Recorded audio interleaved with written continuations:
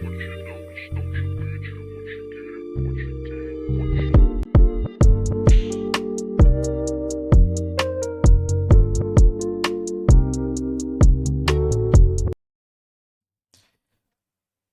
everybody, and welcome back to another episode of Box and Elbows. I'm your host, Tyler, and today's episode is action packed, a lot to get into, and a lot of controversy to get into because the last week has been kind of insane for me and for the WNBA and NBA regarding the schedule and whatnot.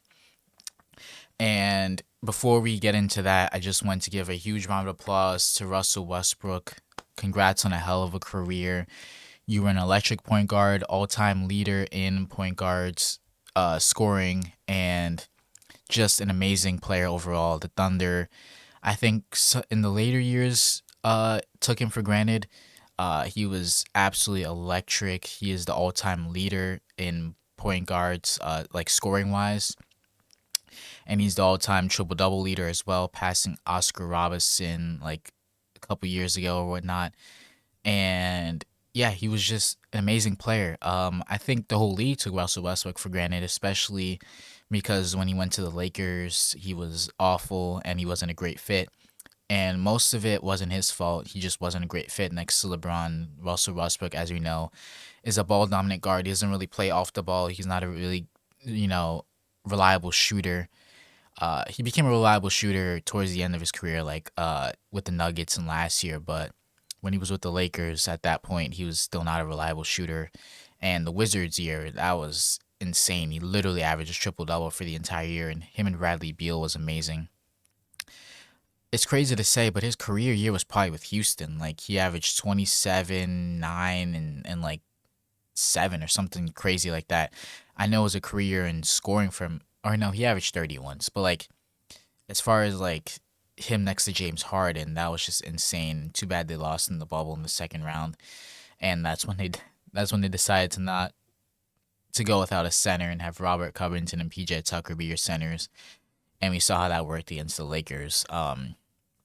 And yeah, it was actually shocking to see that Russell Westbrook retired. I know like a couple days before he retired, he said that he was not done playing basketball. He loves the game of basketball and he'll just see where it takes him. And I thought a team was going to give him a chance. And according to some reports, the Wizards and the Kings offered him like contracts or whatever. And he said he just wanted to go out on his own terms, which I think the Wizards would have been an amazing choice, especially because they're trying to compete now. And the last time he was on the Wizards, they did make the play in. And while he's gonna be backing up Trey Young, that just would have been a nice fit there, especially because they have a lot of young players as well. Uh, and actually, they have a mix because they got Chris Middleton back. They still have Anthony Davis and Trey Young, and yeah, they have a mix of vets and young players. But Russell Westbrook would have a nice fit there. And Sacramento, it was like, do we really want him to end his career in Sacramento? Like that's just kind of bad. I I so wish he like stayed with the Nuggets, man. That Nuggets year was amazing. He wasn't like the 20-point per game scorer that he was with like the Wizards and the Rockets and the Thunder, but his impact was felt every night. Him coming off the bench was just an immediate spark. And while he did have the dumb Russell Westbrook moments, which he always has had in his career, in the playoffs, they really relied on him, and he showed up. And he had a couple of games in the playoffs, and I just thought that the fit with him and Jokic was really nice. It was a different look than let's say Jamal Murray, who likes to shoot or likes to dump off passes. Where now Jokic can dump off passes to Russell Westbrook in the dunker spot, and I really loved that season from him. And I wish he got a contract offer from them. Apparently they didn't want him back, but Jokic did. I'm confused. I don't really know what happened there. But he ended up wasting his career in Sacramento for his last year, and so in about 5 to 10 years from now, we're gonna see Russell Westbrook's last year, and it's gonna be wasted away on the Kings doing absolutely nothing, and it's just kind of sad. And yeah, I was just super shocked that he retired. I thought he would definitely get another team. I know this exact situation happened last offseason after the Nuggets let him go and he couldn't find another team, and teams literally said either we don't have space for Russell Westbrook or there's not really a good fit. I remember my Knicks were not super interested in Russell Westbrook, but that was a name that was thrown out there for them, and I just didn't see how that made sense.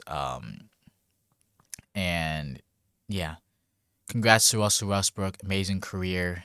It's also sucks because now Steph Curry's gonna pass him in all time like points for point guards, which is not a big deal. If Westbrook is like top five, that's still amazing, and he almost had 30,000 points. Why I don't think he could have scored 30,000 points, but I do think he could have played another 2 to 3 years for sure with his athleticism and his want to and his love for the game. I think he could have played. He's just like KD, where it's like it's a little different because KD's still averaging 25. Westbrook is not averaging 25 again, but just their impact on the court and their love for the game is absolutely the same, and that's probably why they got along for teammates early in their career because of that alone, and then it got severed when KD left or whatever. But yeah, shout out to Russell Westbrook, man. Shout out to him. Did not think that would be on my bingo card in 2026, but here we are. And it's I keep talking about Russell Westbrook, but like you just see so much love around the NBA. Like nobody hated Russell Westbrook. He wasn't a hated player, at least by his peers. Now people will hate Russell Westbrook. On the Lakers, Lakers fans will always hate Russell Westbrook because they hate everybody. But he was just one of those players that was just loved in every locker room, loved in every organization, and I see literally, I'm scrolling through Instagram, literally every single team is posting about Russell Westbrook, whether he played against them or played for them. Remember seeing a Spurs post where it was like Wemby in his first year next to Westbrook when he was on the Nuggets. And yeah, it was like congrats on a career, Brody. So much love for Russell Westbrook. Congrats on your retirement. And it's going to be sad not seeing you play basketball again. Yeah, so while the title of this episode is tier list of every team's best player, which I'm going to get to, I thought I would address some WNBA drama first and foremost. So about a week ago, I posted a video. I've been posting reaction videos for the Liberty, and those videos have been doing well. And I was like, I don't want to limit myself to just Liberty, especially when I'm covering the entire game. That kind of defeats the whole purpose of this podcast if it's only Liberty and Knicks content. And as you know, I've been covering a lot of different NBA teams, so I didn't have to worry about the Knicks side of things. But the Liberty side, I've only been covering Liberty games. And so I decided to do something different.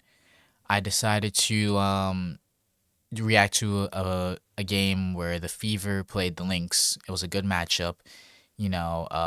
Two stars, two top teams in the league, Caitlin Clark versus Olivia Miles. And that sentence, Caitlin Clark versus Olivia Miles, produced so much drama that I didn't think it would produce. Now here's the context. It's pretty much exactly what I just said. So I did this video, and for the intro, you want to have like a nice intro line because you don't want to just react to the game and be like, stone cold and just, not saying anything the entire video. So I decided to do an intro saying Olivia Miles versus Caitlin Clark. This should be fun.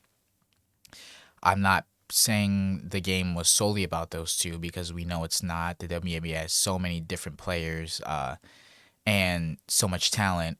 But I just wanted to highlight the matchup of the game because they're two point guards playing against each other. Like, that's the matchup. Those are the two marquee players.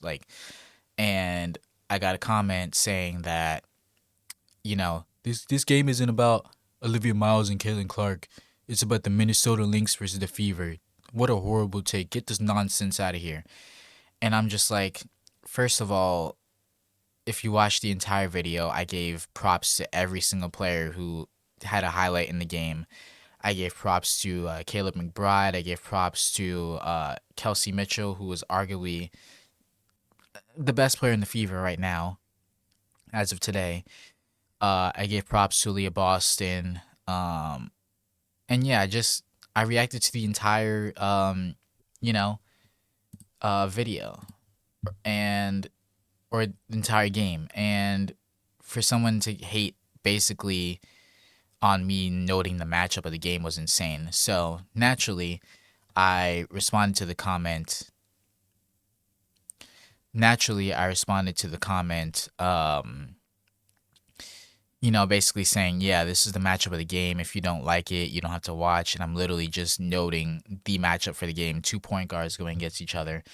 And I knew they wouldn't guard each other the entire game because Caitlin Clark doesn't usually guard the best player on other teams.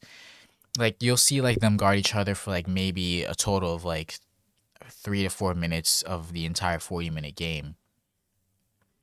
And yeah, I just didn't understand the comment to hate on that. And so I responded. And then I was like, you know what? This would make for a good video basically noting my stance on the whole Caitlin Clark situation and basically how I don't make the league about Caitlin Clark. Like I note that how much of a talent Caitlin Clark is and that she brought, attention to the NBA. That's just the fact. She did. Now, for me, I've been watching way before Caitlin Clark got into the league. I grew up on Candace Parker and Sue Bird and Diana Taurasi. And so naturally, I'm going to respond saying, yeah, I didn't grow up with, I didn't start watching when Caitlin Clark played. In fact, the Liberty were in the finals the year before Caitlin Clark even came to the league. So I was absolutely watching before that. And so yeah, I knew that would spark some comments, and I thought that would clear things up. No, it didn't. People came to that video and commented about, how Caitlin Clark brought views to the league and basically glazing Caitlin Clark and being those obnoxious Caitlin Clark fans.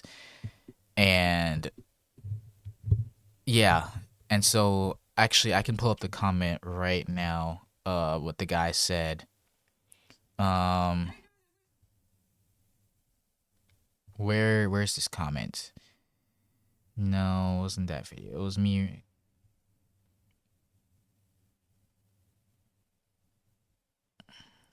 I don't know where this guy's comment. I think I reported his comment, so it won't show up because he actually started to get into hate. Um,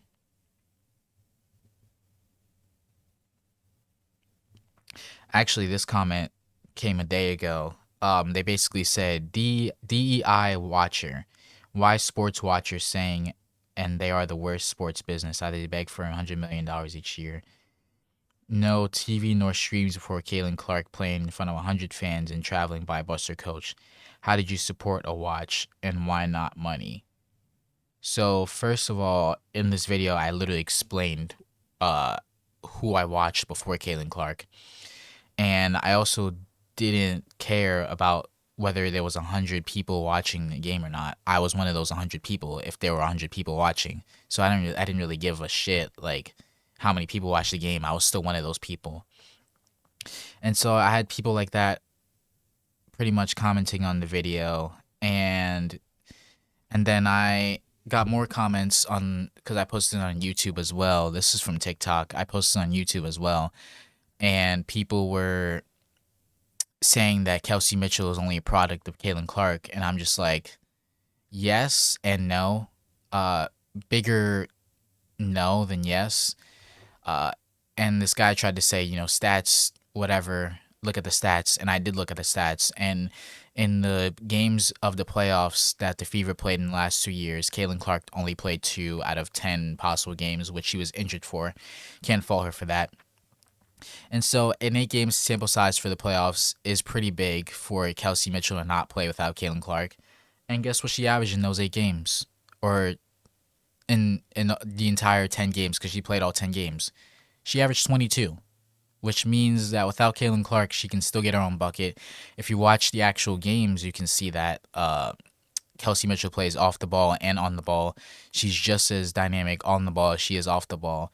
And of course, any player is going to benefit from a player like Caitlin Clark, where you're getting smooth passes. You're allowed to play off the ball.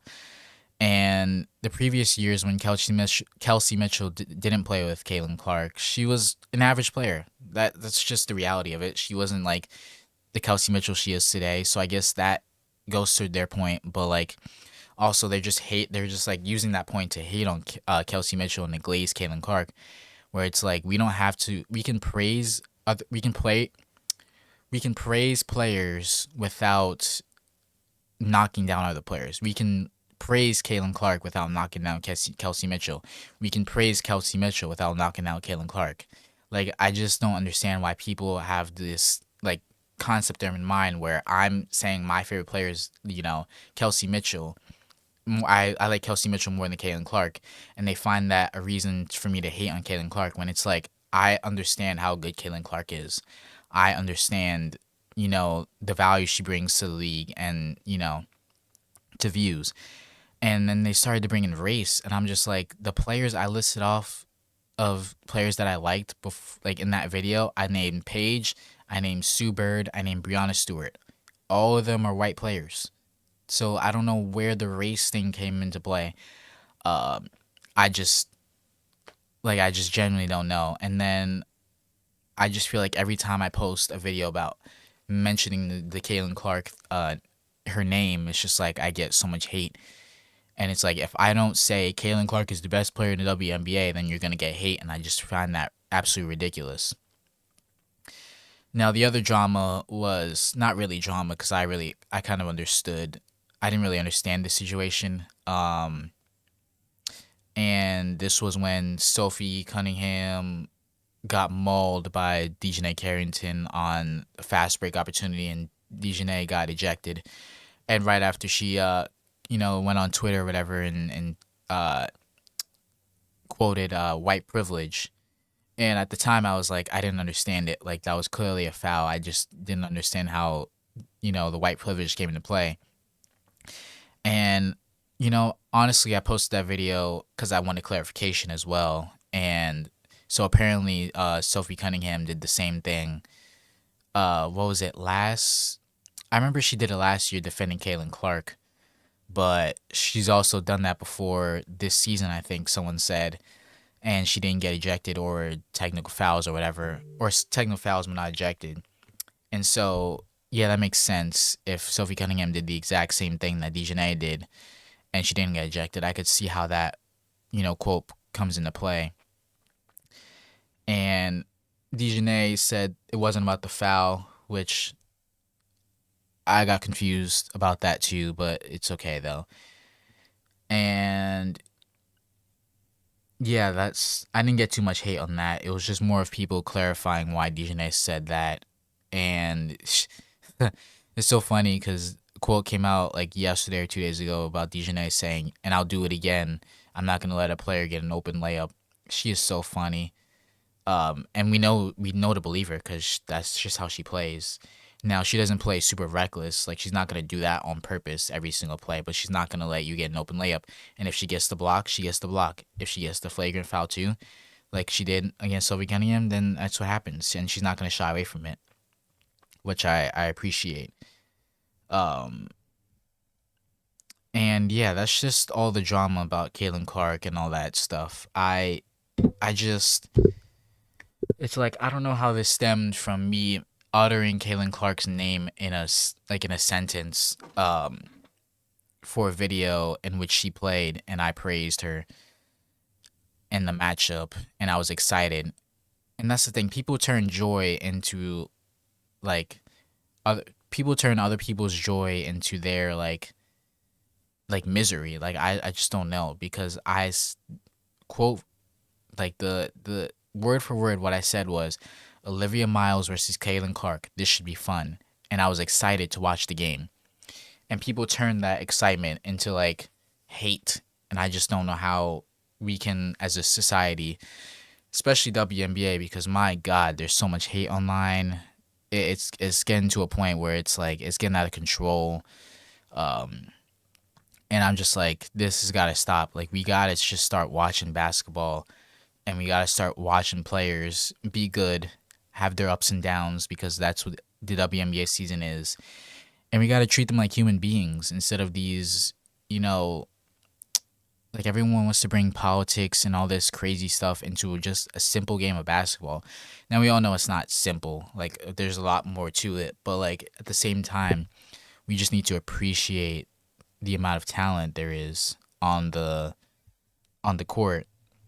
And I'm just getting tired of having to defend myself because I've been watching WNBA before Caitlin Clark, and I've been watching, women's sports pretty much my entire life.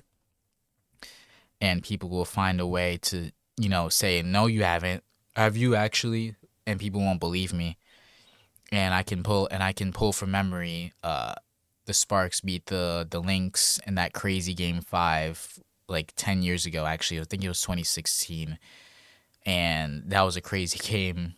There was so many like potential game winners: Candace Parker, Rue McKay, Maya Moore, Sylvia Fowles maybe on that team. I don't remember. But yeah, my ball knowledge for especially WNBA goes farther than people think, and I just don't like understand why people can't get a grasp on that. And it's okay. It's okay to have watched the game before Caitlin Clark. It's okay to have watched after Caitlin Clark. If Caitlin Clark brought you to the league, that's okay. Like there's no issue with that. It's just the fact that people think that Caitlin Clark is, the answer to the league and like the end all be all when it's like she's not. Like there are other great players. And my issue with Caitlin Clark, like as an individual, stems from her not, addressing these crazy fans and these crazy people that spread hate throughout the league, like on her behalf too. And I don't care if I get hate for saying that, but yeah, like Caitlin Clark needs to address her fans and her people and needs to tell them to stop spreading hate on her name. Like it just needs to stop. And you're gonna see so many players, especially in the playoffs, when it starts to get more physical, you're gonna see a lot more harder fouls, a lot more just like aggression because the aggression needs to come out somewhere, and it's unfortunate that it shouldn't come out in the court, but a lot of players are just fed up as well, and it just sucks. And yeah, that's all I'm gonna say on that drama. Yeah, I don't know. It's just very frustrating, super duper frustrating. And I had a video lined up. No, actually, that's something different. I had a reaction video to another comment uh, about someone saying that OG. Actually, let's talk about it. I'm gonna do the video anyway later, so I might as well just prep for the video now. Someone, so Fireside Knicks is an Instagram account where they basically post Knicks news and all that. It's like a Knicks Instagram,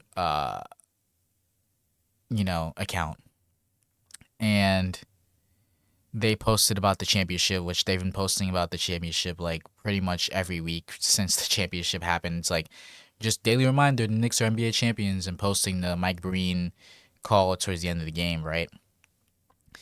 And I always love to scroll through the comments because it's like a bunch of Knicks fans just saying, "Yeah, yeah, yeah, I remember, we'll never forget," and it's a bunch of love.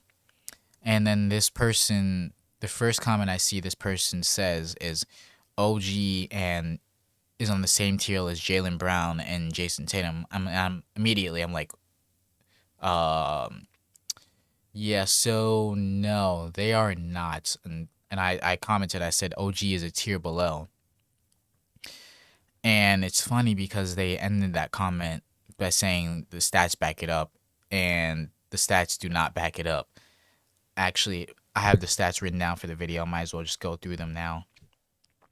OG last year had a career year, by the way. He averaged 17 on 48, 39, 83. So kind of close to 50, 40, 90 if you guys free throw percentage up a little more. Great year. Career year. And the thing about OG is his like stats don't always like measure his impact. Like his impact on the court went way beyond the 17 points per game that he averaged last year, which is still a lot of points, but his impact on the court defensively, and having an offensive jump where he can actually like dribble the ball.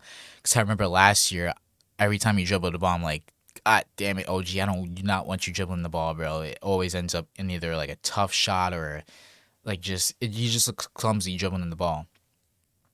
But yeah, that's the only argument for this guy is that OG's impact goes way beyond stats. But he also said stats back it up, so he never really mentioned impact. And so his playoff stats, he averaged 20 exactly, 56% of the field, 49% from three, and 85% from the free throw line, which is absolutely insane. Those splits are just nasty. Basically, almost shot 50% from three, 60% from the field, and 90% from the free throw line. That's like nuts.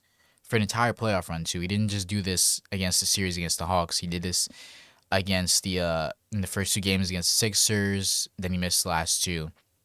He did this against the Cavs, and he did this against the Spurs. So it's just insane that his playoffs, the shooting splits went like way up.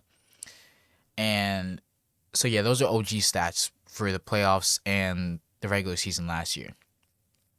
Now he said they're on the same tier as OG and uh, Jason Tatum, which is just absolutely incorrect. And so I pulled up the stats for Jaylen Brown first. Jaylen Brown last year averaged 29. He had like I think he was like top 5 in usage rate in the entire season, which means he had the ball in his hands like a lot. He was 6th in MVP voting last year. And I was looking through his basketball reference, and he hasn't averaged less than 20 since his third year in the league, and he's in year 10.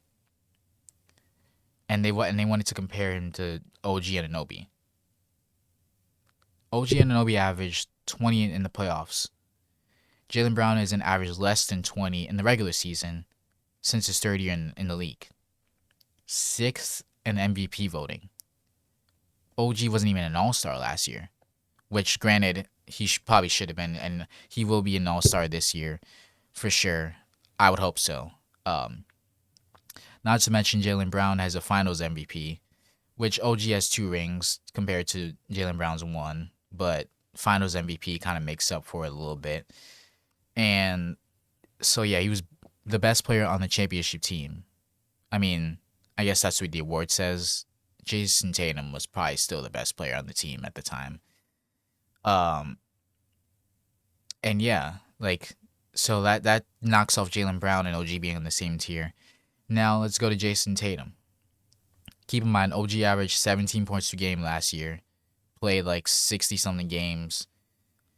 Jason Tatum played 16 games last year coming off of Achilles tear. He averaged 22. He averaged 5 more points than OG Anunoby in like 50 less games. 4th in MVP for 3 years out of his 9 years. So 33% of his career he's been in MVP talks. And again, Jason Tatum has an average under 20 points per game since his second year. He's in year 9. So to just say that the stats back up that OG and Jaylen Brown should be in the same tier is nuts. Like, this dude did not even look at any stats whatsoever. And I put this down to you for the video. Jason Tatum's second year in the league is almost identical to OG's postseason stats. Like, and I'm a Knicks fan.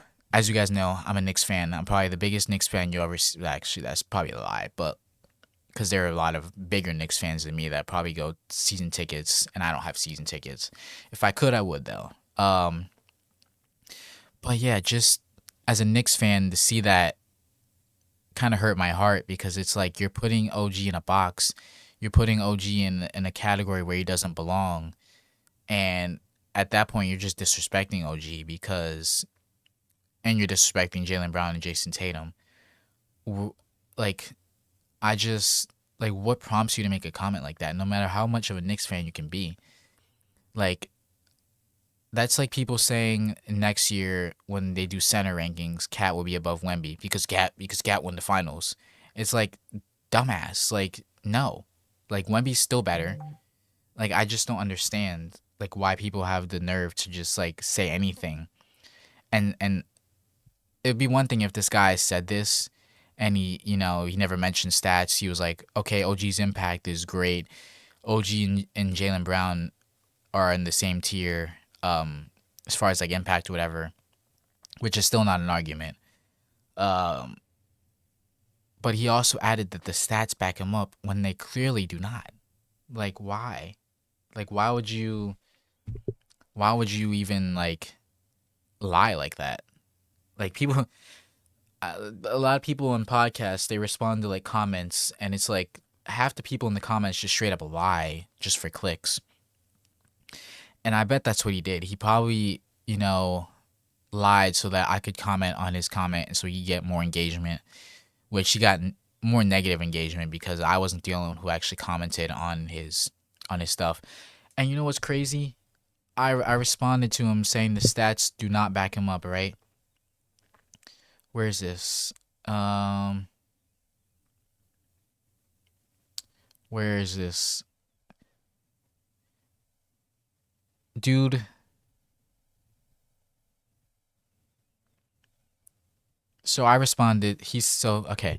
So here's the actual comment thread. He said OG is on the Tatum slash Brown tier, and his stats back it up.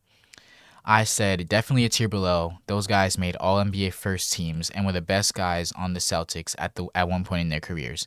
Meaning Jalen Brown was the best player in the Celtics last year, and every year before that, Jason Tatum has been the best player. And in parentheses, I said I'm a Knicks fan, by the way, and I think OG deserves All Star nods at the bare minimum. Another case where it's like you praise a player and people think that just because you praise one player, you're knocking down another player. I am giving both players props. OG giving his props, Jalen Brown and Jason Tatum giving their props. And so he comments to my he responds to my comment saying, two of those guys on the same team couldn't even get out of the first round against Embiid.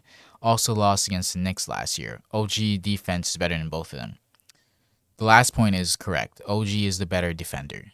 But to not even like acknowledge what I said and just say that, that they're on the same team and couldn't even get out the first round against Embiid, which circumstances um, the Celtics just did not have an answer for Embiid that had nothing to do with Jalen Brown or Jason Tatum. Yes, they should have won that first round regardless, no matter what. But them losing was more on Jason Tatum not being available for Game 7 and Jalen Brown just not being good in Game 7. Uh, Not gonna lie, Jalen Brown is the most at fault there for sure. Um, yeah, no, Jalen Brown is definitely the worst.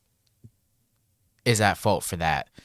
But to mention one playoff series when they've been to the conference finals in like 6 out of their 8 years together or whatever, is insane. And then someone else commented saying, "Would you swap either for OG on the Knicks moving forward or backwards in time? Is either Brown or Tatum capable of that type of performance both sides of the ball in that moment?" And they quickly forget 2024 when the Celtics ran through the entire playoffs. They had 80. They went the entire regular season, including the playoffs. They went 80-21. Jalen Brown and Jason Tatum were available. Their defense was insane. Uh, and would I make the swap? No, but that again, they're avoiding the actual like meat of the conversation, and they're just and the people are and like people are backing this guy up. Like I just don't understand. Like people are brainwashed. People don't watch basketball. Like I don't understand. How can you say that OG and Jalen Brown and Jason Tatum are on the same tier? Like next year, I fully expect Jason Tatum to be in MVP conversations just because he's gonna have to carry the Celtics like Jalen Brown did. Because I love Paul George, but he ain't Jalen Brown.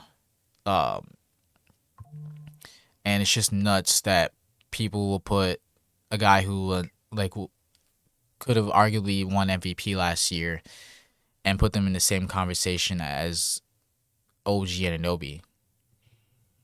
And keep in mind, this was OG and Anunoby's breakout year.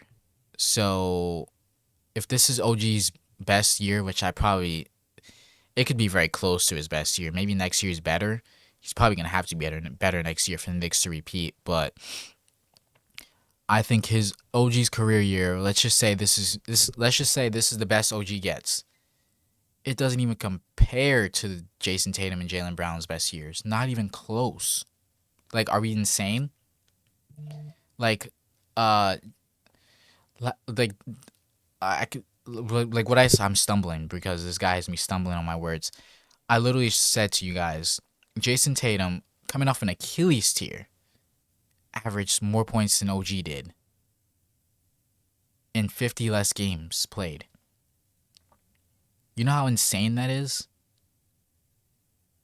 Like, I just don't understand. People be saying, like, they watch basketball and, their opinions matter, and they try to argue, oh, Jason Tatum and Jaylen Brown didn't get out of the first round.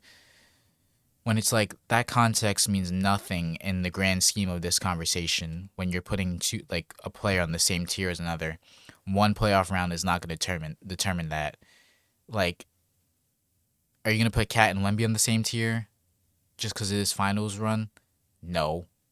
So why are we putting OG and Jaylen Brown and Jason Tatum in the same tier because of this run?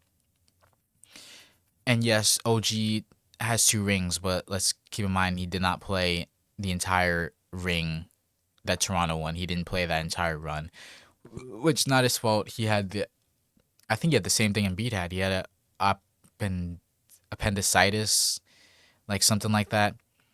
And so it's not his fault that he missed the entire playoff run. He just literally couldn't fight through it like Embiid did. And he wasn't needed like Embiid. Like, if Embiid didn't play that series against the Celtics, they would have won. OG didn't play, and they still won. So I just don't understand people and their comments. And honestly, I've in the past 2 to 3 days, I've actually loved seeing those comments because A, it makes for better content because I can prove them wrong and easily prove them wrong. And B, it's just fun it's like an exercise to see how my ball knowledge can compare to other people's and how my knowledge of the game is on par with where I want it to be. And so these people are more like a test, and yeah. So hopefully I get more comments down the line, and also it just means more engagement. Like, it means hate comments are still comments at the end of the day, and it boosts your account. So, but yeah, enough with the comments, drama, and all that stuff. We're gonna get into the bulk of this episode, which is ranking every team's best player in the NBA. Now, you may not agree with all these players. Let me pull up the tier list. Hold on, give me a second. There we go. So here's where I had the categories. I had superstar, borderline superstar, all-star, good starter. I didn't do a tier below good starter because all these players are at the bare minimum good starters. So, and you may not agree with the best players for each team, but you know what? Just comment down below. Either if you're on YouTube or you see this as a clip or something, anywhere you can comment on this, just go ahead and comment. I love seeing people, either be mad or upset or agree with my takes. I love to see it all, to be honest. Because at the end of the day, these are all my opinions, and I know that I watch basketball, so these opinions, more times than not, are validated, except for the time where I left off Evan Mobley. I left off Evan Mobley as on my top 10 power forwards list, which is just an honest mistake. I didn't do it on purpose.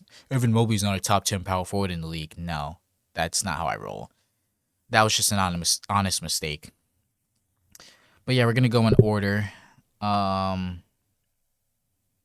And yeah, so there are not going to be a lot of superstars just because I think the term superstar gets misconstrued in today's NBA, especially like today. Um, and some players may have declined. Some players may have jumped up to superstar.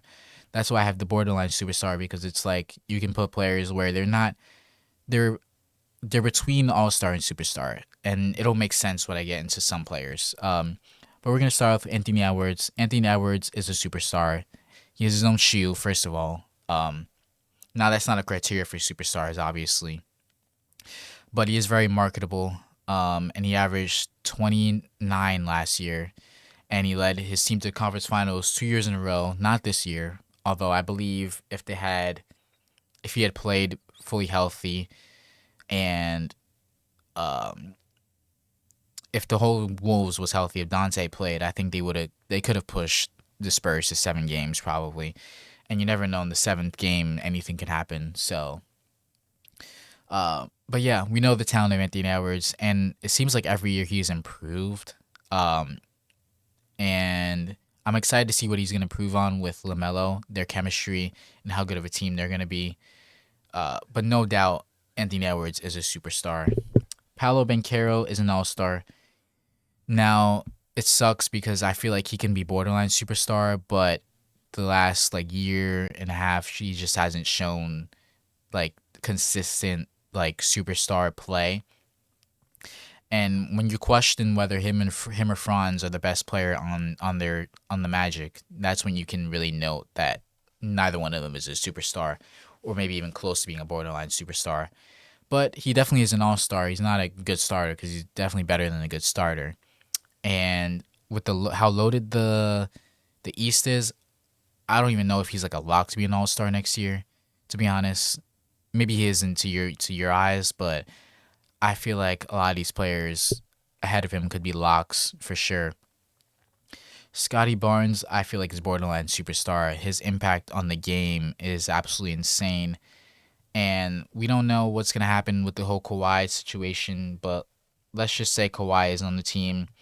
Him, Kawhi, uh, CMB, Jamal Shed, like their defense is gonna be nasty. And we had concerns about Scotty being a number one option in the playoffs, especially when they had their series. What was it, like a couple years ago when he was with Fred Van Fleet or whatever, and OG Anunoby and Pascal Siakam, and they made the playoffs against, I think it was the Sixers like 4 years ago. And it was like, can Scotty be the best player on your team? Like, we're not sure. Uh, and we weren't sure for that for a while, and then he proved it against the Cavs. He just absolutely like dominated the Cavs with his impact. He didn't average like 30 or anything like that, but his rebounding was exceptional. His defense was exceptional, and the offensive leap was definitely something we wanted to see from him, and he definitely delivered. Now, I think Scotty Barnes in maybe a year or two can be a superstar, but as of today, he's borderline superstar. Brandon Miller, all star. Um, it sucks that he's gonna have now the rest of his career without LaMelo Ball, and he's gonna have to really figure it out. Him and Con are gonna have to figure out how to be the same, if not better, players under a kind of a different system, and the spotlight's gonna be on them 100% of the time now. And last year he was really good. He averaged 21. His efficiency wasn't that great, although he did take like so many threes last year. I remember games where he had like 20 threes he took. And yeah, he's just gonna have more spotlight on him. So maybe he could, I don't know if he'll ever be borderline superstar. I think his ceiling is right here, to be honest. I feel like his ceiling is between these two. Like if there were a tier between borderline superstar and all star, he would definitely be in that tier as his ceiling. Now I've seen a lot of arguments for Jalen Brunson about whether he is a superstar or not. If you watch the finals run, if you watch the entirety of his Knicks career, he is a superstar. He brought the franchise back to life. He dropped 45 in a closeout game in the finals against the Spurs. Um, he attacked Wemby without fear. Pretty much every single time he had Wemby on him, he would attack him. And yeah, dude is just insane. Like last year, I thought he couldn't get any more clutch than he could last year, and somehow He did. Dude walked down the Cavs when they were down 22. He went off for like 15 straight points or something like that against the Cavs, and it was like nobody could stop him. And it's kind of crazy because they could have put anybody but James Harden on him, and the results probably could have been a little bit different. But they just kept sticking James Harden on him, and he just kept cooking him. And yeah, the 45 points in the closeout game is enough for me, to be honest. Modest Buzelis, good starter. Maybe in 2 years he can be an all-star. I just don't see it right now, especially in the Bulls being as bad as they're going to be. But the Bulls are going to be fun and exciting, though. And I think last year he was like one of the few players who had like 100 made threes and 100 blocks or something like that. Or 100 made threes and 50, maybe it was something like that, where he was really good defensively. And he also will dunk the ball as well. And the three-point shot was something we wanted to see from him and develop. And he's still going to continue to develop that three-point shot. And now Billy Donovan's gone, he's definitely going to get more playing time. I remember at the beginning of the season, it's like, bro, why isn't Modest playing? Like, he's literally your future. Like, you're not playing in Billy Donovan? That didn't make sense. Now with Tiago Splitter, he's definitely going to play. And I could see All-Star in his future, maybe in like 2-3 years. Cade Cunningham, I think, is a borderline superstar. I don't think Cade is a superstar yet. And you might call me crazy for that. I think I think for you to be a superstar, I think you need to have playoff success first of all. And Cade has not had playoff success. And last year you could make the argument second round playoff success. A, they went to 7 games against an A-seed Magic who literally could not score. And then B, you went up 3-2 against, or you went up, you forced the game 7 on the road against the Cleveland Cavaliers just to get blown out of the gym in game 7, and Cade had a horrible game. And it's not a knock on Cade because obviously basketball is a team sport, and so he could have went off game 7 and they still could have lost. But it's just he hasn't had the playoff success yet. And in big games, we know Cade is going to show up. But like in the biggest of biggest games, when the playoffs come around and the game like slows down or not, he's shooting tour dates. And yes, he did have 45, and he's had amazing playoff performances for sure. Not going to knock him. But I think if we're pulling hairs between, let's say, Anthony Edwards and Cade Cunningham, I would choose Anthony Edwards over Cade Cunningham any day of the week. And so, yeah. Cade Cunningham next year probably could join the Superstar Club, especially because he's going to have to carry this Pistons team because they didn't do anything off season. In fact, they actually lost players. They did get Isaiah Joe, which is cool. They did get John Collins, which is a different look than Tobias Harris, but it's not the look that they would have preferred. And yeah, you're just hoping Asar Thompson can make another offensive leap, I guess, and Duncan Robinson can continue his hot shooting like throughout the year. I don't know. Steph Curry, superstar. We don't really need to get into that. We know the talent that Steph Curry is, especially at 30. He's turning 38 soon. And the Warriors are still like, yeah, we have a chance as long as this guy's on the court. Now, they believe it, but we don't. And this might be the worst Curry roster, like, since he's been on the Warriors, low-key.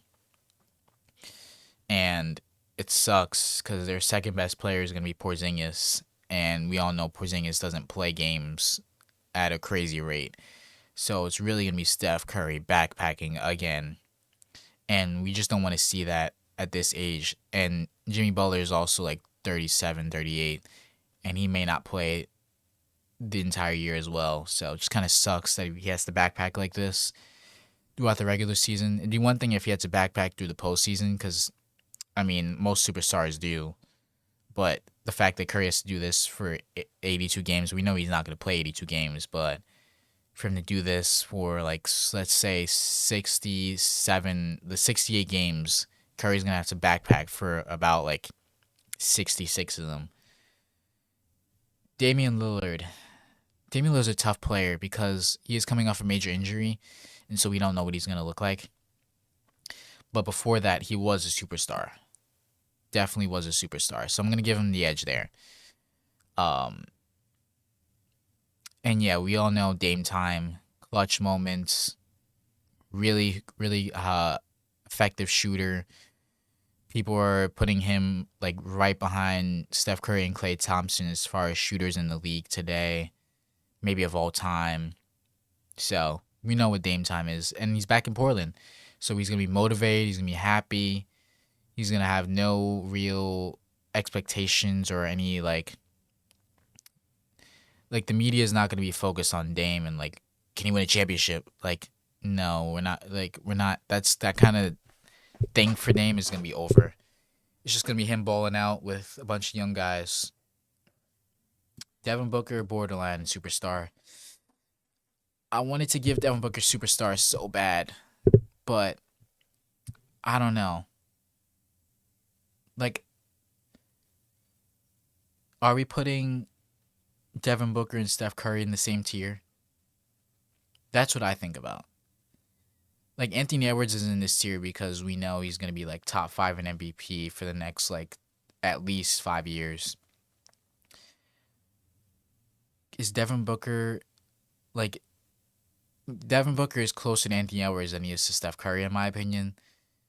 But also I just don't know how to like because like Devin Booker is a superstar. Like and I know I'm saying that and he's not in the superstar category, but at the same time I just can't put him on the same tier as Steph Curry, you know? Not saying Steph Curry's like leagues ahead of Devin Booker, but this is also Steph Curry we're talking about. And I just don't know if I can put them in the same tier. Zach Edey, good starter. Next year, can he be an all-star? Sure, if he plays like 70 games. Last year, when he played, he was absolutely amazing. His rebounding was almost like better than Jokic and Cat. And defensively, him and Boozer are going to be absolutely nuts. And the Grizzlies are going to be a maybe like closer to a playing team, but they're gonna be a fun team to watch with all the talent, young talent that they have, from Jalen Wells to Cedric Coward to Ty Jerome to Scottie Pippen Jr., Zach Edey, Cam Boozer. I feel like I'm forgetting other people.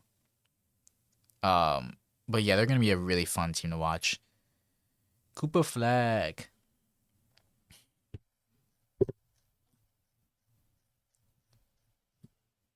Cooper Flag is borderline super. No, Cooper Flag's an all star. Can't put him borderline superstar.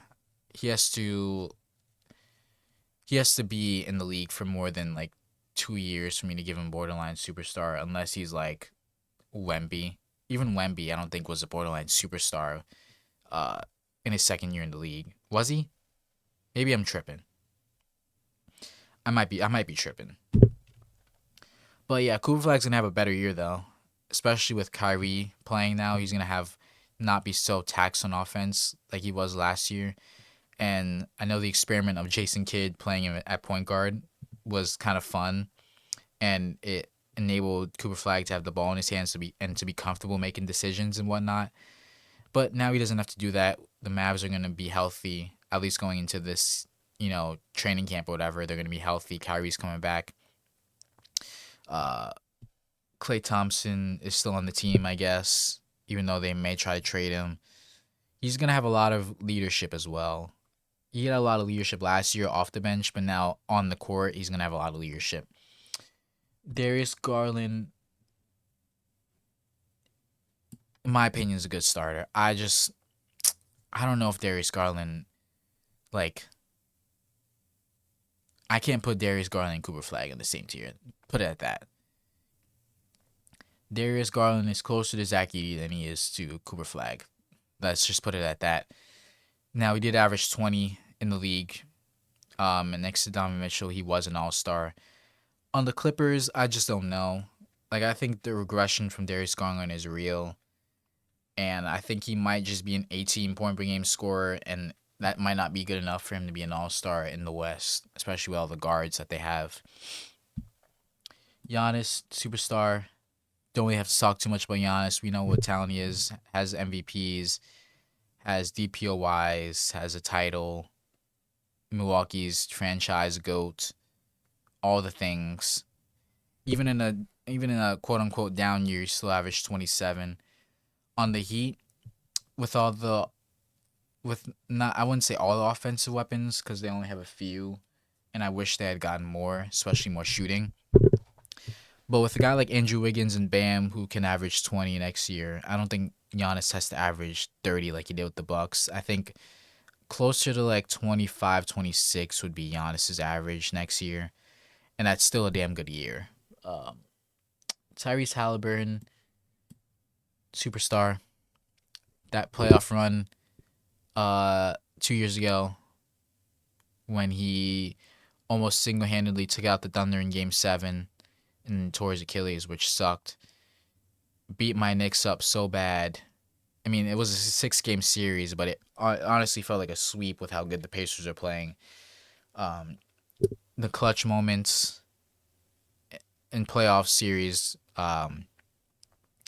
just absolutely amazing. He deserves a superstar nod. Tyler Hero, uh, no. Tyler Hero, good starter. On the Bucks, he's not gonna be an all-star. He may be putting up like 25 a night, but he's not gonna be on the same tag. Should I move Cooper Flag up? Cooper Flag's moving up. Tyler Hero's moving up. Darius Garland's moving up. You know why? Because Cooper Flag is a borderline superstar. With how much glaze he gets, and some of it is warranted, some of it isn't. With the rookie year that he just had, and he's only going to get better, which is insane. I just think he deserves to be a borderline superstar. Now, I do want to preface, I should have said this at the beginning. If you are an audio listener, I encourage you to check out the YouTube so you can check out where I'm putting these players. I mean, I'm telling you where I'm putting them, but if you want to visually see them for yourself, and I will screenshot this at the end, go check out my YouTube channel, Mr. Allen. And yeah, if you're on audio. Jaren Jackson Jr., All Star, especially with the Jazz next year, his role is going to be way more important than it was the last 2 years on the Grizzlies, both defensively and offensively, because while Keontae George had a career year offensively, and we know what Darren Peterson can bring offensively, and second half Ace Bailey was nuts. Like, genuinely, like a whole different player first half of the season to second half of the year. And it still remains a question whether he's going to start or is Nurkic going to start next to Jaren Jackson Jr. If I were the Jazz, I would want to start Ace Bailey, personally, because I don't think you're going to lose the rebounding because you have Markkanen. Ace Bailey's still a taller, like, forward slash guard. And I think I would rather, if you're going to start Keontae and Darren Peterson in the backcourt, which is like a non-factor defensively, essentially, I would rather have Jaren at the 5 than Jaren at the 4 and Nurkic at the 5 because Nurkic doesn't guard shit. So that would be me personally. But yeah, Jaren's going to have a bigger role this year for sure. Jalen Johnson, All-Star. I can't put him in the same tier as Scotty Barnes because the playoffs, I was really disappointed in Jalen Johnson. And I've seen a lot of like discourse and comments about Jalen Johnson saying that he can't create for himself in the half court, which I can totally see. I've been rewatching those Knicks games, especially against the Hawks, and there were times when Jalen Johnson would hit threes or whatever, but when it was time for him to create shots for himself in the half court and be defended by like OG, of course, which is he's a great defender, but sometimes he was guarded by Josh Hart, sometimes he was guarded by Mikal Bridges, smaller defenders, and he just could not punish those matchups. And hopefully he works on that because the Hawks are going to definitely need that, especially as they turn the franchise over to him after Trae Young's exit. So he's going to need to be able to create in the half court. And you cannot rely on 35-year-old CJ McCollum to do that for the whole season. Jokic, superstar. 2 MVPs, one finals. Always gonna be in the MVP conversation. When we went through the list for top 30 players in 2030, Jokic was still top four, even when he was gonna be 37 years old. Definitely deserves to be a superstar. Kevin Durant, superstar. You know who he is. Kevin Durant. Yeah, we're just gonna speed through these because do I really need to talk about Kevin Durant? Like, at this point, y'all know who Kevin Durant is. At this point, y'all should know who Jokic is. Tyrese Maxey, borderline superstar. I can't put him at superstar yet. I don't know why I can't. I know that sounds crazy, but I just feel like putting Tyrese Maxey in the same tier as Jokic just seems wrong. I don't know. Luka, superstar. Michael Porter Jr., good starter. Sabonis. I've fallen off the Sabonis train, not gonna lie. Like, he was an all star, what, 2 years ago? I'll put a good starter. Shea, superstar. Donovan Mitchell, superstar. Yeah. So I know you're saying Donovan Mitchell and Tyrese Maxey are kind of close to each other in like players and like rankings. And maybe I should put Tyrese Maxey in superstar, especially because we know he has to carry the burden of the team without Joel Embiid. So yeah, I'll put him in superstar. There we go. Trae Young, All Star. Wemby, superstar. Zion, All Star. Zion has the potential to be a borderline superstar if he actually plays 70 games in a season. Like, if he plays 70 games next year, he'll probably be closer to borderline superstar than he is All Star for sure.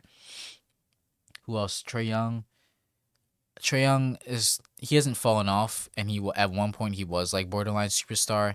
That was with the Hawks when he was carrying them to the conference finals. That one year, obviously. But I don't know. After that, I just can't. On the Wizards, when they're still in their win now mode, but also developing players such as Sar, Keyshawn George, Bilal Coulibaly. I feel like I'm missing other Trey Johnson. Bunch of young talent on that team. So they're kind of in a weird like win now, but also development phase. And so Trae Young is not going to be asked to like carry the team necessarily like he was with the Hawks. And so at that point, he's not going to put up borderline superstar numbers. He's not going to average 28 like he did with the Hawks. He's probably going to be around like 22, 23, I would assume. And for the people out there saying that Trae Young's not gonna average at least 20, you're insane. Like, Trae Young has never averaged less than 20, and for people to just say that is insane. Even on like a down year where Trae Young's not gonna be asked to do too much, especially with the Wizards, still are gonna average 22, 23. I'd be absolutely shocked if he averages 18, 19 points per game. Now, if he averages 19.6, we're rounding up to 20 because the 0.5 we round up. But I'd be shocked if he averaged anything less than 19.5 points per game. Like, genuinely, I would be shocked. That means he must have not fallen off a cliff. But Trae Young, he also gets to the free throw line at a crazy rate too, and shoots 90% from the free throw line. Dude is like a walking 20 points. Like, I don't see him averaging less than 20 points per game. But yeah, this is the full list. So for superstar, Anthony Edwards, Jalen Brunson, Steph Curry, Giannis Antetokounmpo, Damian Lillard, Tyrese Halliburton, Jokic, Durant, Luka, Shea, Donovan Mitchell, Tyrese Maxey, Wemby. Borderline superstar, Cade, Scotty Barnes, Devin Booker, Cooper Flag. All-Star, I have Paolo Banchero, Brennan Miller, Tyler Hero, Darius Garland, Jaren Jackson Jr., Jalen Johnson, Trae Young, and Zion Williamson. Good starter, I have Buzelis, Edey, Porter Jr., Sabonis.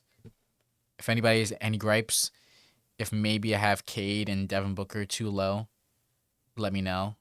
I think the All Star is exactly right. I don't think any of these guys deserve to be moved up or down.